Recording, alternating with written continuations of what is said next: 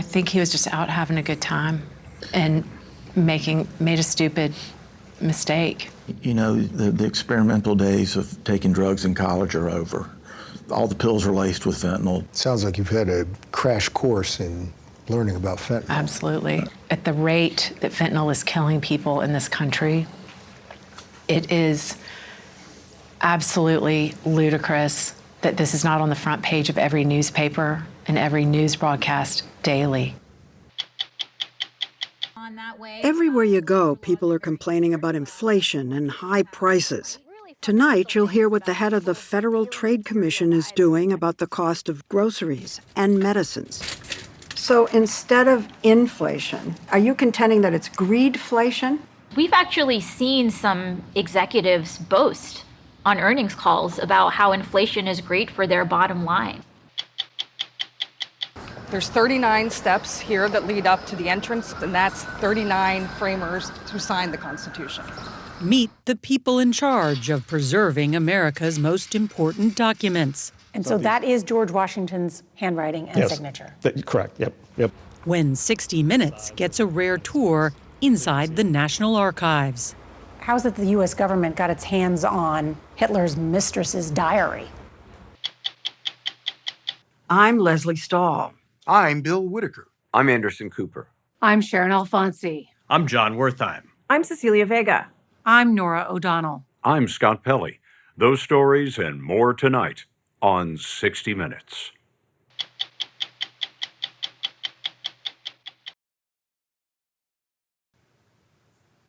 We are in the midst of the worst drug crisis in U.S. history. The drug is fentanyl. And unlike cocaine and heroin, it's a purely chemical, man-made drug.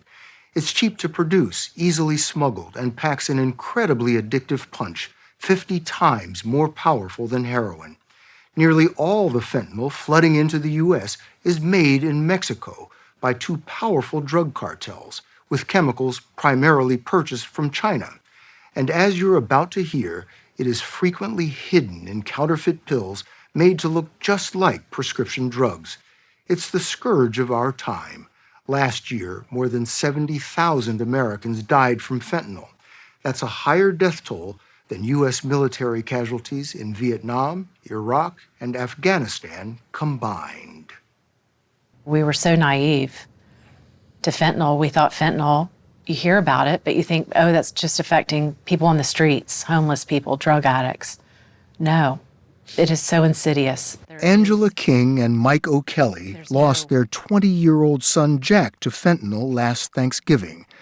A junior at the University of Georgia, Jack had come home for the long weekend and was out late partying. He was at a friend's house, so I had gone to bed, a little worried. The next morning, he couldn't reach Jack, so he used Find My iPhone.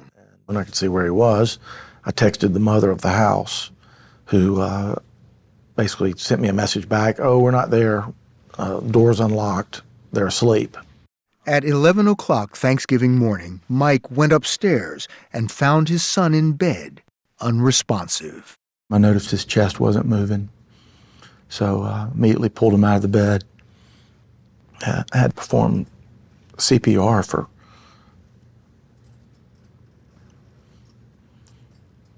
30-plus minutes. Mike called me and screaming in the phone, Jack's gone, Jack's gone. And I immediately rushed over there with one of our children, and the EMT had arrived and was working on Jack upstairs. And it was the most horrific, traumatic, there's not words. Jack O'Kelly was captain of his high school football and lacrosse teams. He was studying business at Georgia and was a popular member of his fraternity. Have you been able to piece together why take a pill? Was this his first time? I think he was just out having a good time and made a stupid mistake. You know, the experimental days of taking drugs in college are over. They're all, All the pills are laced with fentanyl. Mike and Angela found text messages between Jack and a drug dealer. He bought what he thought was Xanax, oxycodone, and a gram of cocaine, but the death certificate states fentanyl was the cause of death. He wasn't seeking fentanyl. He made a really bad decision, not one that should have taken his life, though. Sounds like you've had a crash course in learning about fentanyl. Absolutely. Absolutely. Which is shocking to me because at the rate that fentanyl is killing people in this country, it is absolutely ludicrous that this is not on the front page of every newspaper and every news broadcast daily. Fentanyl is a synthetic opioid, a chemical cousin to morphine, originally designed for hospital patients in extreme pain. Now it is in cities and towns in all 50 states. Frequent users heat up fentanyl powder and inhale it. But more often, it's sold in pill form, deliberately made to look like real prescription drugs. The one on the left contains fentanyl. Just 2 milligrams, an amount that fits on the tip of a pencil, can kill. The cartels don't sell fentanyl as fentanyl. They hide it in other drugs like cocaine or methamphetamine or heroin. They make it into these fake pills that look identical to pharmaceutical drugs that Americans would recognize, like Oxy or Xanax, Percocet, Adderall. It will be a very massive high that is very short. And that person, they're betting, if they survive, will come back again and again and again to buy more. 3 years ago, Ann Milgram, a former Attorney General of New Jersey, took over the Drug Enforcement Administration. Since then, fentanyl has claimed more than 200,000 American lives, although deaths appear to be leveling off. Fentanyl is impacting every part of the United States. It's impacting our communities, it's impacting our kids, it's impacting our economy. One of the things that I've learned over the last few years that really stays with me is every single week we lose 22 teens between the ages of 14 and 18. Every week? Every single week, we're basically losing a high school class somewhere in America. She started putting pictures of people who died from fentanyl in the lobby of DEA headquarters, a daily reminder of the drug's catastrophic impact. We're losing a generation. That's what this is. Yes. You can see it so clearly when you look and you see Americans from all walks of life, all states, all communities, young and old, every background possible. We have folks in military uniforms. We've got babies. Oh my God. You can Someone see. who just picks up a pill that a parent dropped. Yes. The DEA is part of the Department of Justice and conducts intelligence gathering and counter-drug operations worldwide. Milgram oversees 10,000 employees. As complex and as massive a problem as this is, it's also not a whodunit. We know who's responsible. It's the Sinaloa cartel and the Jalisco cartel that are based in Mexico. They dominate and control the entire global fentanyl supply chain, starting in China, going to Mexico, coming into the United States. Milgram told us this crisis began 10 years ago when the cartels started to wrestle control of the supply chain from China and began making fentanyl in clandestine labs in Mexico. So these two drug cartels from our neighbor, from Mexico, are responsible for almost 70,000 American deaths a year? Yes. How do you fight that? We've taken action over the last 3 years against every single part of that global supply chain, charging Chinese nationals with selling fentanyl precursors, charging and indicting, investigating members of these cartels at every level, and then finally taking hundreds of millions of deadly doses of fentanyl off American streets. And we're making progress, but there's so much more that needs to be done. The majority of the fentanyl that we're seeing, about 90+% is coming in passenger vehicles. Commissioner Troy Miller, a 30-year veteran of U.S. Customs and Border Protection, told us almost all the fentanyl coming into the country is smuggled through legal ports of entry like here at San Isidro, between San Diego and Tijuana. It's the busiest land port in the Western Hemisphere. What percentage of the smuggled fentanyl do you think you are catching? You know, Bill, I don't know what percentage we're catching, but I can tell you we've seized 27,000 pounds of fentanyl in fiscal year 2023. Miller took us for a bird's-eye view to see the magnitude of the challenge. So this is the wall, comes right up to the port of entry, and it resumes here. That's Mexico. More than 60,000 cars snake through 34 lanes 24/7. Officers have a minute or less to decide who gets a second look, and they only have the resources to search 8% of the cars. Dogs trained to sniff out fentanyl are some of their best assets.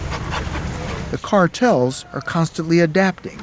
For example, hiding pills in gas tanks to mask the scent. So we're in the seizure vault. Commissioner Miller showed us rack after rack of seized drugs locked in this massive vault.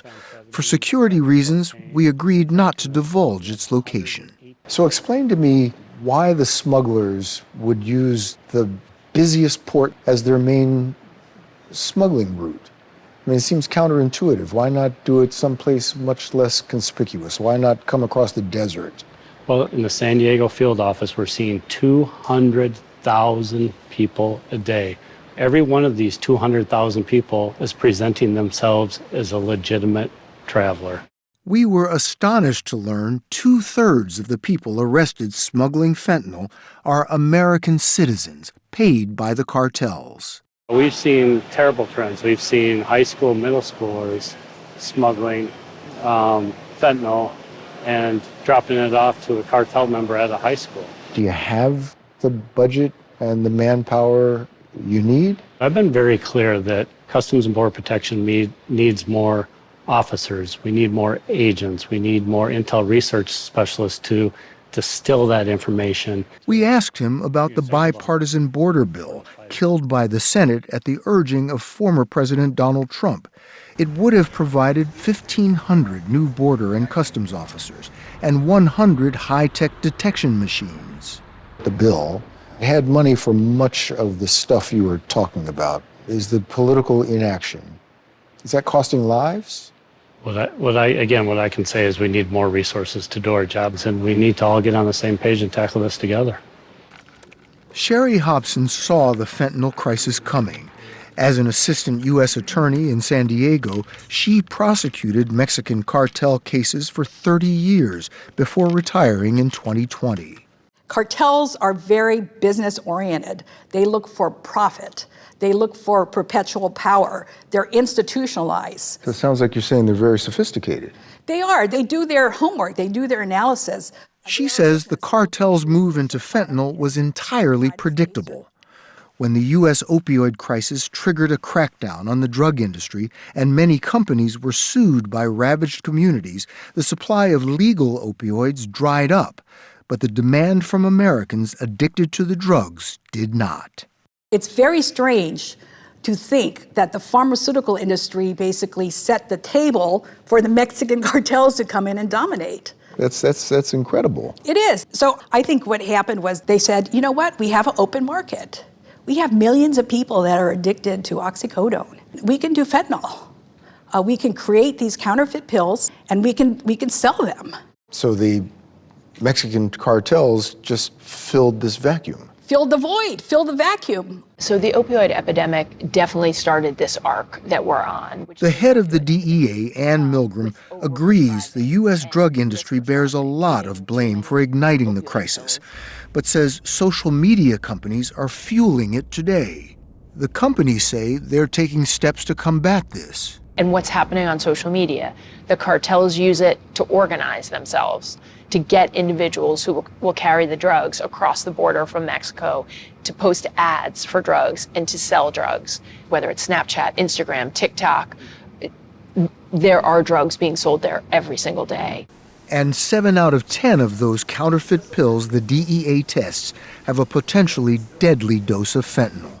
Angela King and Mike O'Kelly say that's information every American needs to know. It's a war. It's a new drug war. And that drug war is totally different than anything we've ever dealt with before, because now we're losing our young ones. And whatever the government's trying to do, I'm glad they're doing something. It just doesn't seem to be enough.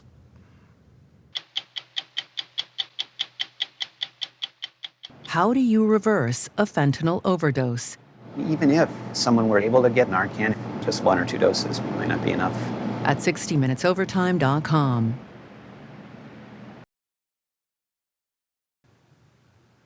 Everywhere you go, people are complaining about inflation. Voters say it's their #1 issue. Enter Trustbuster Lina Khan, the youngest chair ever of the Federal Trade Commission, just 32 when she was named. She says much of the blame for the exorbitant prices on everything from food to concert tickets is widespread corporate consolidation. The FTC's mission is breaking illegal monopolies, blocking mergers that stifle competition, and protecting consumers from a system Lina Khan says is rigged against them. But she's so aggressive that she's feared and loathed in boardrooms, seen as a zealot and a bully. And yet, at town hall meetings around the country, Lina Khan is often swarmed by young people taking selfies, small business owners giving her cards, union members to whom she preaches the perils of business monopolies. Too often, fewer and fewer companies are controlling more and more of the market. And what that means is companies can start ripping you off, hiking prices, stealing from you. She calls these events her listening tours that she does in both red and blue districts. This one hosted by Congresswoman Alexandria Ocasio-Cortez. Every time I go to the supermarket, I get sticker shock. Groceries are so expensive now. What can be done to help people like me who are worried about grocery prices? Thank you. The FTC is currently in court trying to block the largest grocery merger in U.S. history. Between Kroger, that owns Ralph's, and Albertsons, that owns Safeway. Together, they have nearly 5,000 locations. Khan says this merger risks raising food prices even higher than they are now. Grocery prices have gone through the roof. I believe that you think it's because of monopolies, but most economists say that it's because of supply chains caused by COVID and the Ukraine war. So which is it? So there's no doubt that the pandemic and the war led prices to soar. What's been interesting is that even as some of those supply chain pressures have eased, prices have not come down concurrently as much. So instead of inflation, are you contending that it's greedflation? That these monopolies are deliberately hiking the prices? So there's a lot of discussion about what's driving the inflation. And we've actually seen some executives boast on earnings calls about how inflation is great for their bottom line. They say that. They have said that publicly, yes. What about the argument that when companies merge, prices often come down because of efficiencies, scale? But even if those efficiencies arise, if the company is not checked by competition, it won't have an incentive to pass those benefits on to the consumer because those consumers may not have anywhere else to go. Another consumer concern, the high cost of medicine. Khan talks to independent pharmacists about the tricks and traps she says Big Pharma uses to jack up prices. For example, she zeroed in on the makers of asthma inhalers for extending their patents to keep low-cost generics off the shelves. On these inhalers, they cost $7 in France. The same exact inhaler is around $500 in the United States. Wow. Now, something's out of whack. We agree. Yeah. So we took a close look at this, and we found that companies were listing patents for things like the inhaler cap or the strap on your inhaler. So nothing to do with the actual ingredients of the drug or the formulation or composition of the drug. So this is an inhaler for asthma. Show us what the innovation was that they claimed allowed them to extend the patent. So it's this strap that they listed a patent for, this little piece of plastic. No. They were saying that they should be able to continue the patent. Generics can't come in for the medication because they put that strap on. That's right. To make sure you didn't lose the cap. That's right. After the FTC sent warning letters to the 4 major inhaler makers, 3 of them, including this one, dropped the price from hundreds of dollars to just $35. And 2 days ago, the FTC filed a lawsuit to bring down the price of insulin and scores of other drugs, suing 3 companies the agency says are responsible for manipulating most of the prices. These really fundamental things about people's daily material lives are affected by things like antitrust. But investment bankers, venture capitalists, and top CEOs say she's biased against them, that Lina Khan picks on winners because they're winners and thinks big is always bad. Actually, Khan's doggedness represents a shift in policy, a mandate to reverse decades of a hands-off strategy toward mergers and acquisitions. It was introduced by Ronald Reagan and adopted by all presidents since, including Clinton and Obama, until President Biden put an end to it. We are now 40 years into the experiment of letting giant corporations accumulate more and more power. And what have we gotten from it? Less growth, weakened investment, fewer small businesses. Under President Biden, the FTC and the Justice Department have unleashed a crackdown, suing scores of companies, including Ticketmaster, NVIDIA, and the Big Five: Amazon, Meta, Microsoft, Apple, and a court just deemed Google an illegal monopoly. It's a revolution, and the face of it is Lina Khan. We're all law students, and we love you. Can we have a selfie? Sure. 3, 2, 1.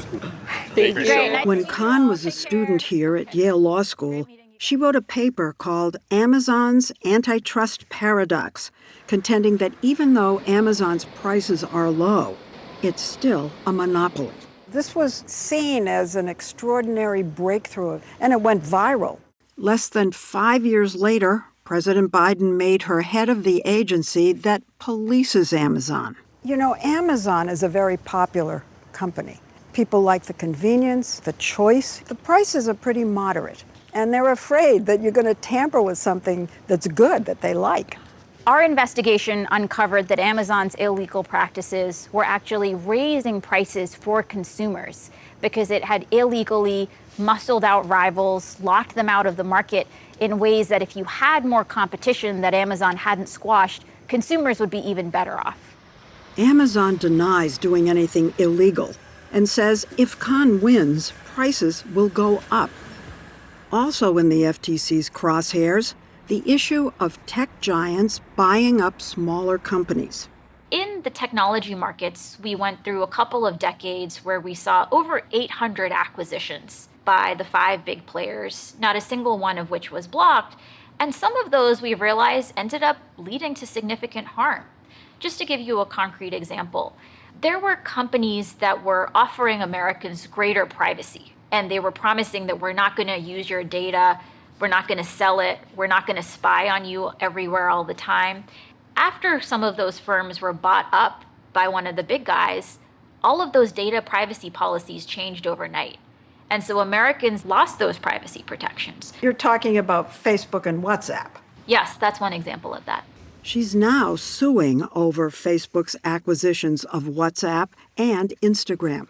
Is the mandate to reverse what's gone on for 40 years, to undo some of the mergers that were approved? We've identified not just one merger, but a whole string of mergers that some of these large companies made that we believe were illegal, that we believe were anti-competitive. But they were approved.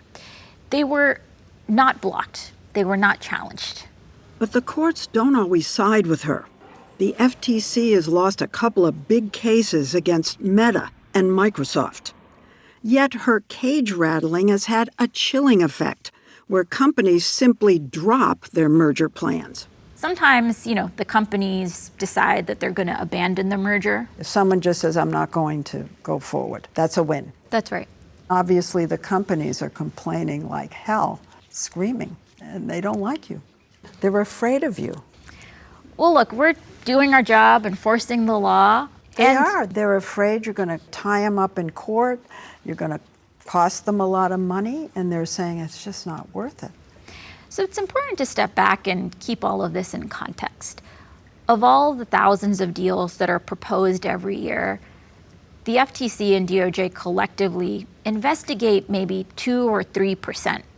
That might not sound like a lot, but startup founders complain that she's spooking investors so much, she's actually stifling innovation. Others fear that her chasing the tech giants will cause a domino effect. Earlier this month, after it was reported that her counterpart at the Justice Department subpoenaed the chip maker NVIDIA, the NVIDIA shares getting slammed in the regular session. The stock market plunged. Do you ever worry about the power that the FTC and the chairman have that could result in a destabilizing of basically the whole economy? Of course we have to worry, but we also should worry about the destabilizing effect that can arise from companies believing that they're above the law, and then they can be reckless, take massive risks in ways that can crash the economy, and then they can get away with just a slap on the wrist, and that creates a destabilization too. Con can be seen as a belated reaction to the financial crisis, when the government decided banks were too big to fail. But has the pendulum swung too far? Corporations are pushing back with their own lawsuits to rein her in, setting up a possible showdown at the Supreme Court over the fate of the FTC. Should you be concerned that you are flirting with diminishing the powers that you have if the court decides you're wrong? And this court could very likely say you're wrong.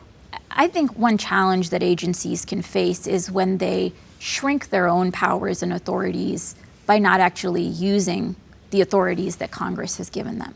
She's obviously unlikely to survive in her job if former President Trump wins, though she's admired by Vice Presidential nominee J.D. Vance. Well, look, I don't agree with Lina Khan on every issue, to be clear, but I think that she's been very smart about trying to go after some of these big tech companies. She's surprisingly popular with other MAGA Republicans. There's even a nickname for conservatives who support you. What is it? I'll let you. Conservatives. Conservatives. On the flip side, it's unclear she would keep her job if Vice President Harris wins. Some of her biggest donors are people who want her to get rid of you. They want you off the scene. And they're not just saying it privately, they're going on television. Look, my focus is not listening to what CEOs are saying on TV. It's important in these jobs to really stay focused and block out a lot of the noise. If you were asked to keep this job, would you say yes? Obviously, those are conversations one has with one's family and that sort of thing. But you don't want to have it with me? But absolutely, there's so much work to be done, and it's such an honor to be in this role, and it would be an honor to have that opportunity to keep going.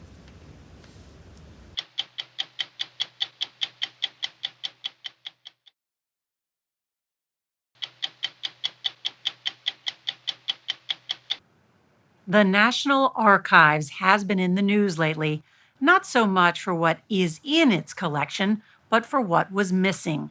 After former President Donald Trump and then Vice President Biden held on to records when they left office that should have been sent to the archives, we wanted to know more about the small federal agency in charge of safeguarding America's past. After a few months inside, we came to appreciate that the archives are the country's safety deposit box, reading room, and paper shredder rolled into one. At the heart of the institution are the documents that have been at the heart of the nation for nearly 250 years. There's 39 steps here that lead up to the entrance, and that's 39 framers who signed the Constitution. Oh, wow. Look at this. Colleen Shogun, the archivist of the United States, is responsible for America's records. The main attractions are in a building in Washington that was inspired by ancient Rome and built to be a temple to history. Each year, more than 1 million people make the trip to see these national treasures in person. This building, the rotunda, was built as a shrine for many of these documents, but they didn't arrive until later. That's correct. The building was completed in 1937. but the Declaration and the Constitution did not arrive till 1952.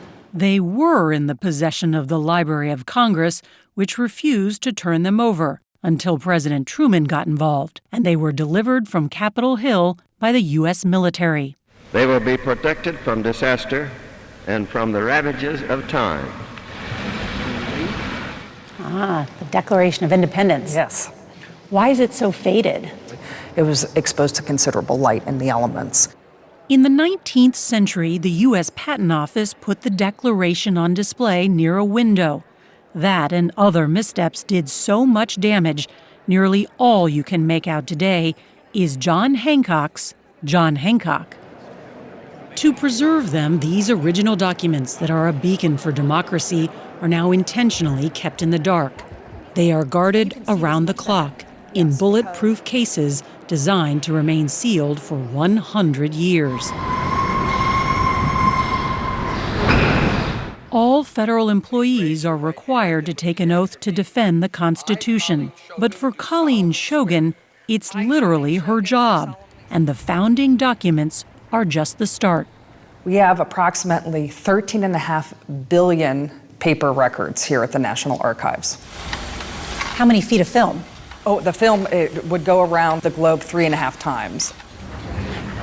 How many photographs? We have millions and millions of photographs as well.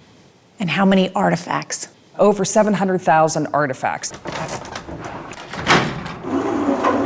Most of that massive collection is kept outside of Washington, stored at dozens of facilities all across the country that span millions of cubic feet, including 4 underground cave complexes in the Midwest. For our civilian records center in Valmeyer, Illinois, our archivists actually use bikes because it's about a mile from one end of the facility to the other. Then there's the stuff they don't even keep. Only about 3% of government paperwork is deemed important enough to preserve for posterity. Documents can sit for years before being retained or, more likely, destroyed. At the Washington National Records Center outside D.C., there are 20 football fields of files stacked floor to ceiling, awaiting their fate. Until 1934, federal agencies stored their own records, with varying degrees of success. When the archives was created, work began to restore 158 years' worth of dusty, forgotten documents. His is witnessed by Major General. To see how some of America's oldest paper records have held up, we met Trevor Plant, who's in charge of more than 2 billion written documents in Washington. So this is original from 1778? Yes. During the Revolutionary War, the Continental Congress wanted George Washington and his officers to pledge allegiance in writing to their new nation after they survived a brutal winter at Valley Forge. So the irony is that the Army can barely afford to feed them, clothe them, house them, supply them with arms and ammunition, but they're like, here's all this paperwork we want filled out and returned. And so that is George Washington's handwriting and Yes. signature. Correct, yep. And then here, This officer became very popular a couple years ago, Alexander Hamilton. We don't often think of him as Alex Hamilton, but he had signed his name, Alex Hamilton, on his oath. Trevor Plant has a theory about why one of his favorite documents looks so unique. This is a resolution passed by Congress in early 1865. Once it was ratified, it became the 13th Amendment to the Constitution. And if you notice on here, there's several different handwritings for the 13th Amendment. So we speculate that these clerks realized what a big deal this was at the time and literally wanted to have a hand in history. because the 13th Amendment abolished slavery. Abolished slavery in the United States, exactly. Plant likes to say archives keeps the nation's receipts, and he means it, like the treaty for the Louisiana Purchase. It was 4 cents an acre, which was a pretty good deal since we doubled the size of the United States. Signed by Napoleon Bonaparte himself. There's also the deed of gift that came with the Statue of Liberty from France in 1884. 2 years later, it'll be installed in New York Harbor. And the check Russia cashed when the U.S. bought Alaska in 1867 for $7.2 million. Came back to the government as a canceled check. In 1988, after Archives' main building in Washington ran out of room, Congress funded the construction of a state-of-the-art facility in College Park, Maryland. From there, Deputy Archivist Jay Bosenko runs day-to-day operations. So here in the vault, we have... He invited us into their most restricted vault, where cameras usually aren't allowed, to see relics of a dark chapter in world history, Hitler's last will and testament, and Eva Braun's diary. This happens to be from 1935. How is it the U.S. government got its hands on Hitler's mistress's diary? So this was quite literally sort of the spoils of war. This was captured by U.S. armed forces, then transferred to us at the National Archives. Some of the items inside this vault only became historically significant with age, like this letter from a young Fidel Castro to President Franklin D. Roosevelt. So there may be treasures like this buried in boxes in lots of places. Yet to be discovered. You never know when you're opening a box what you might find next. Or who might be opening it. Researchers, writers, and history buffs from around the country and the world come to the archives to make discoveries. We saw a group from Japan cataloging the American occupation that followed World War II. And a U.S. Army unit on a special mission, combing through 1 million old Army files looking for Black and Native American soldiers who were once overlooked but might now be awarded the Medal of Honor. The records that we hold need to be made available. We need to bring the stories that are captured in those records alive. There's a record here at College Park that I want to show you and our viewers. This is the resignation letter of Richard Nixon, August 9th, 1974. This is an incredibly important document. I had no prior knowledge of the Watergate break-in. Before the Watergate scandal, records belonged to the presidents who created them. But after President Nixon sought to destroy audio tapes with evidence of potential crimes, Congress took action. When an individual controls the records, they control the story. They control what the American people can know or not know about their presidency. When did individual presidents stop owning the records that they created? Not until 1978, when the Presidential Records Act was signed. And so starting with President Reagan, now the records of a presidency belong to the American people and not to the president. In 2021, former President Trump tested that law when he took dozens of boxes, including almost 340 documents bearing classification markings, to his home in Florida. Mr. Trump was eventually charged with 40 felonies, including for allegedly refusing to turn over some of the papers. The case was dismissed, but the Justice Department is appealing. President Joe Biden was also investigated over more than 80 documents with classification markings that he had from when he was vice president and a senator.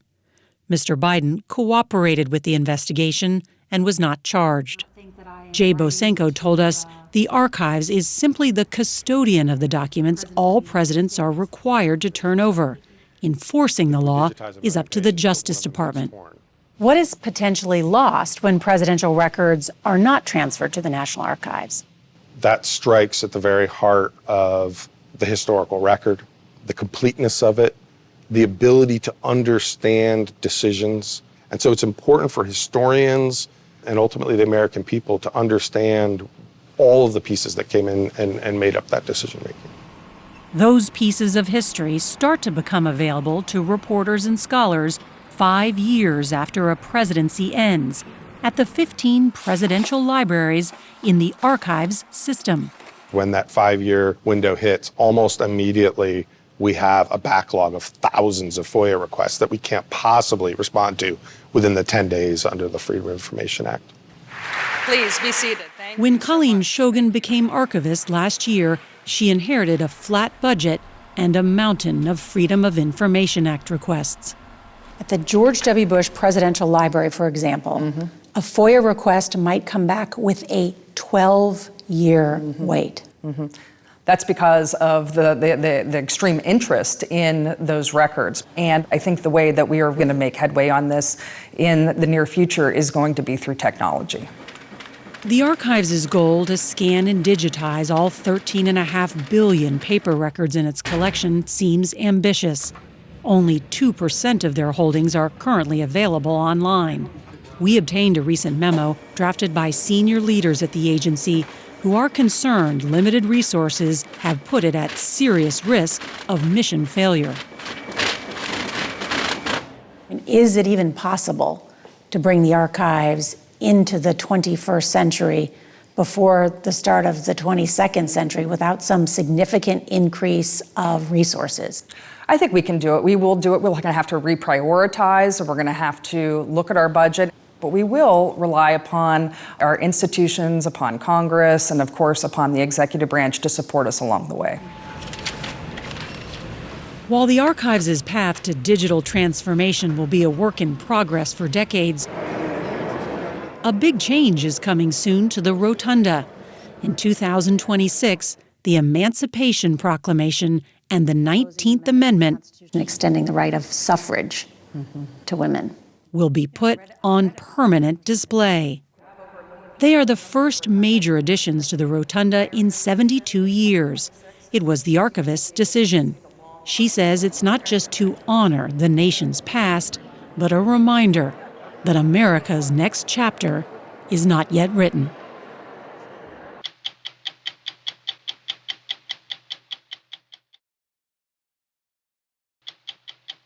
The last minute of 60 Minutes is sponsored by United Healthcare.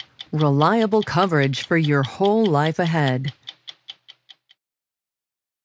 Audio, the writing and recording of these words you're hearing now, has always been central to what we do each week on 60 Minutes. In the words of Don Hewitt, the creator of this broadcast, I think it's your ear more than your eye that keeps you at a television set. It's with that in mind that we have created a new podcast, 60 Minutes, A Second Look. CBS News' Seth Doan and team have spent the better part of a year mining the 60 Minutes archive. You'll hear from a 21-year-old Taylor Swift. Sometimes I get really overwhelmed when I think about, 10 years from now I'll be 30.